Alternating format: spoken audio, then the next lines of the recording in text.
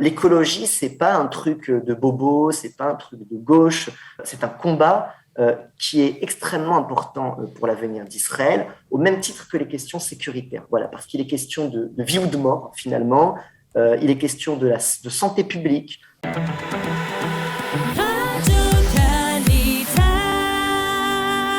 La COP26, la conférence annuelle sur la lutte contre le réchauffement climatique, s'est ouverte cette semaine à Glasgow avec la présence d'une importante délégation israélienne dirigée par le Premier ministre Naftali Bennett.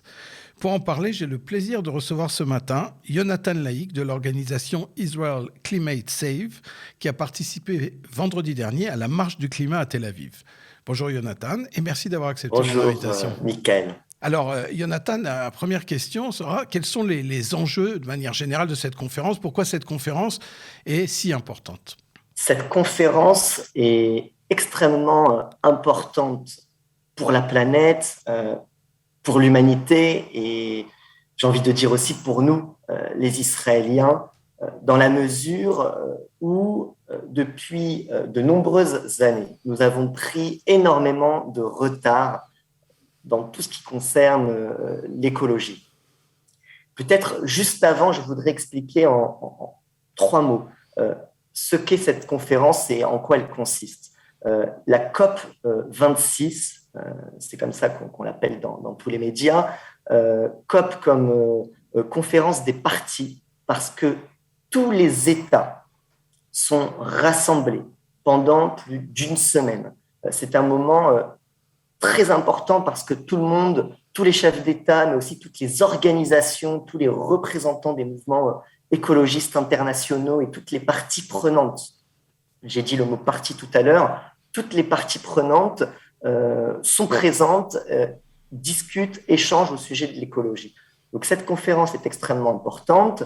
26 parce que c'est la 26e édition. Et malheureusement, parce que souvent on se dit mais à quoi ça sert? Et même Greta, la première, vous savez, cette fameuse activiste écologiste, avait dit blablabla, blablabla, ils ne font que parler. Et c'est vrai que jusqu'à présent, sur les 26 conférences internationales du climat, on n'en a retenu que 2, celle de Kyoto et celle de Paris, qui ont donné lieu à des traités et à des mesures quelque peu contraignantes pour les États. Voilà. Et nous espérons que celle de Glasgow, qui se déroule en ce moment même, sera aussi historique et qu'elle permettra d'amener des changements. Pour le moment, nous sommes observateurs. Je n'ai pas envie d'être trop optimiste, surtout quand on se base sur l'histoire. Alors, Yonatan, Israël joue un rôle de plus en plus important, mais vous l'avez dit, avec un certain retard. Or, le Premier ministre israélien Naftali Bennett, qui a parlé lundi à Glasgow, a annoncé s'engager à atteindre la neutralité carbone d'ici 2050. Qu'est-ce que ça signifie? C'est bien ça, Michael. Le Premier ministre Naftali Bennett s'est engagé à passer d'un objectif premier qui était de 85% à 100%. Cela aura un impact bien évidemment important parce que chaque petit pas, chaque mesure compte dans cette guerre aujourd'hui que l'humanité et la planète tout entière doivent livrer pour préserver le climat et la planète. Qu'est-ce que cela signifie juste? Ça signifie qu'Israël va devoir enfin s'adapter, enfin agir après des années, et j'ai même envie de dire des décennies d'inaction. On va enfin devoir tout simplement procéder à des réformes en matière d'énergie, en matière de recyclage, mais aussi en matière de transition dans notre alimentation. C'est un point qu'on oublie trop souvent, mais par exemple, manger de la viande ou consommer des produits laitiers, ça ne pollue pas moins que de prendre l'avion chaque semaine ou de rouler en 4x4. Alors justement, Israël, on l'a vu, une grosse délégation, des dizaines de personnes, la ministre de l'Énergie Karine El-Ahrar, la ministre de l'Environnement Tamar Zandberg. On a l'impression qu'Israël, il y a un réveil. Est-ce que vous, qui depuis des années vous intéressez à ces sujets, est-ce que vous avez l'impression que ce gouvernement, avec cette coalition, on l'a assez répété, hétéroclite, de partis de gauche, de droite, est-ce qu'ici, il y a un consensus sur la question de l'environnement? Est-ce que vous pensez justement que ce gouvernement peut changer la donne? Alors, comme on dit en hébreu, seul le Mifran Atotsaot euh, répondra à votre question. Le Mifran Atotsaot, c'est tout simplement l'examen des résultats en quelque sorte. Euh, nous sommes des observateurs extrêmement actifs. Nous étions dans la rue, comme vous l'avez rappelé en introduction de cette interview, vendredi dernier. La marche du climat de Tel Aviv a rassemblé cette année entre 20 et 30 000 personnes, pas moins de 40 organisations écologistes et animalistes. Donc le public israélien aujourd'hui est mobilisé et attend beaucoup du gouvernement. Maintenant, pour répondre plus directement à votre question, Michael, oui, on perçoit un changement dans le discours, dans ce début de politique écologique. Enfin, il y a aussi plusieurs symboles. Vous l'avez dit, Naftali Bennett s'est rendu en personne à ce sommet. C'est la première fois qu'un Premier ministre israélien assiste à une COP. Donc tout ça, c'est très positif. Une délégation de près quand même de 150 personnes venues d'Israël. Mais encore une fois, tout cela relève de l'ordre du symbolique. On a eu, c'est vrai, le plan des 100 étapes qui a été récemment présenté par le gouvernement. Peut-être que je le présente en deux mots. Pas les 100 étapes, je crois qu'on n'aura pas le temps, mais de Je suis quoi il d'accord. s'agit? De quoi il s'agit? En fait, il s'agit d'investir à peu près 15 milliards de shekels durant les prochaines années et de mobiliser aussi une quinzaine de bureaux et d'institutions du gouvernement. Enfin, alors que, vous savez, le contrôleur de l'État, Mataniaou Engelman, avait dit que 84% des institutions de l'État d'Israël n'étaient absolument pas prêtes à faire face à la crise climatique. Enfin, on mobilise ces institutions, on mobilise ces bureaux gouvernementaux pour changer les choses. Et donc, ce plan des 100 étapes, alors sans les énumérer une par une, mais dans les grandes lignes, il consiste par exemple à développer des couloirs de bus et à renforcer les transports en commun en Israël. Il consiste aussi par exemple, à ce que les trains demain en Israël soient tous électriques. On veut améliorer de façon significative les moyens de recyclage, imposer des normes de construction verte pour tous les nouveaux immeubles et aussi réhabiliter les fleuves pollués. En tant qu'organisation de défense des animaux, nous regrettons quand même l'absence d'une politique claire en ce qui concerne la transition alimentaire que nous défendons. Jusqu'à présent, c'est seulement Tamar Zandberg qui a imposé des repas véganes dans son ministère, mais à part ça, on n'a rien vu de très concret. Et pourtant, c'est aussi un domaine essentiel si on veut relever le défi.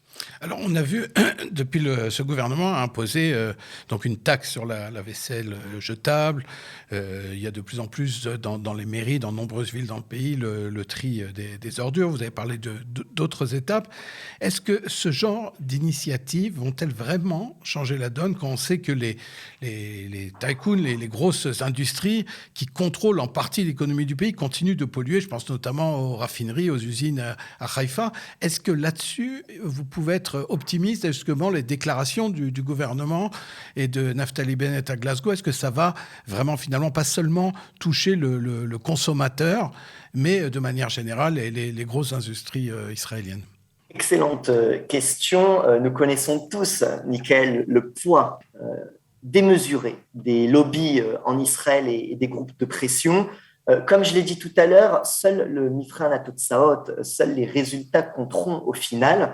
Maintenant, si vous me demandez un avis sur les déclarations du gouvernement, et je parle au nom de l'association dont je suis le représentant francophone, nous sommes plutôt satisfaits des déclarations.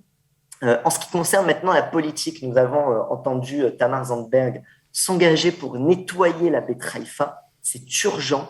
Il y a un taux de cancer à Haïfa qui est bien plus important que dans le reste du pays. Il faut bien que les auditrices et les auditeurs de Studio Kalita comprennent la situation. L'écologie, c'est pas un truc de bobo, c'est pas un truc de gauche, c'est un combat qui est extrêmement important pour l'avenir d'Israël, au même titre que les questions sécuritaires. Voilà, parce qu'il est question de vie ou de mort, finalement. Il est question de santé publique. Il faut savoir que la pollution de l'air a tué en 2020 plus de personnes dans le monde que le corona. Voilà. Donc aujourd'hui, si nous tirons la sonnette d'alarme, c'est aussi pour ça. Pour l'industrie, nous espérons que la conférence de Glasgow sera extrêmement contraignante et nous espérons qu'Israël s'engagera et que le pays tiendra bien évidemment ses engagements en la matière pour améliorer et même complètement nettoyer les industries dans le pays. Alors, ma dernière question, Jonathan, c'est justement, quelles sont vos priorités? Vous êtes citoyen israélien, vous faites partie d'une association, vous êtes très actif et vous êtes aussi dans les associations, vous l'avez dit, animalières, véganes. Quelle est pour vous la priorité là, des mois, des années à venir, à votre niveau, j'entends? Bien sûr, bien sûr. Michael, je vais vous dire, je n'ai pas besoin d'être dans la théorie. Les gens qui habitent en Israël aujourd'hui sont conscients de ce qui se passe. Je ne sais pas si vous vous souvenez des pluies qui étaient tombées à Naharia en janvier 2020. En quelques jours, est tombé dans la ville l'équivalent, à peu près la moitié des précipitations annuelles. Voilà, ça veut dire qu'en 4-5 jours, il est tombé autant de pluie qu'en 6 mois à Naharia. Il y avait eu des inondations terribles. Il y a aussi des pics de chaleur aujourd'hui en Israël, notamment cet été. On l'a vu avec les feux de forêt à Jérusalem. Tout ça, les gens le perçoivent et tout ça, ce sont des conséquences directes de la crise climatique. Donc, à titre personnel, oui, j'ai des objectifs très clairs. C'est d'abord de promouvoir autant que possible la transition vers une alimentation végétale, parce que comme je vous l'ai dit tout à l'heure, notre consommation de viande, de lait a un impact terrible, tant en matière de déforestation. 70% de la déforestation en Amazonie est liée à l'élevage. En termes de gaz à effet de serre, c'est autant que tous les transports réunis, voitures et avions compris. On utilise des ressources en eau et en terres agricoles démesurées. Donc, à titre personnel, oui, mon combat, il est d'abord sur cette nécessaire transition, encore une fois, au véganisme. Et je suis fier d'habiter dans le pays au monde qui compte le plus de véganes. Je crois que c'est le deuxième. Je crois que c'est le deuxième après l'Inde, mais en effet, c'est connu aujourd'hui qu'en Israël, le véganisme prend du terrain. C'est ça. Alors, en Inde, en fait, ils sont végétariens.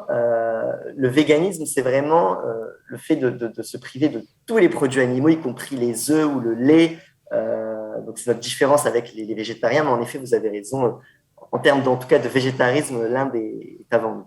Je vous remercie beaucoup, Jonathan, pour cet entretien passionnant et j'espère qu'on aura l'occasion de reparler des avancées israéliennes dans le domaine de la lutte contre le réchauffement climatique. À bientôt, Jonathan. Merci beaucoup, Michael.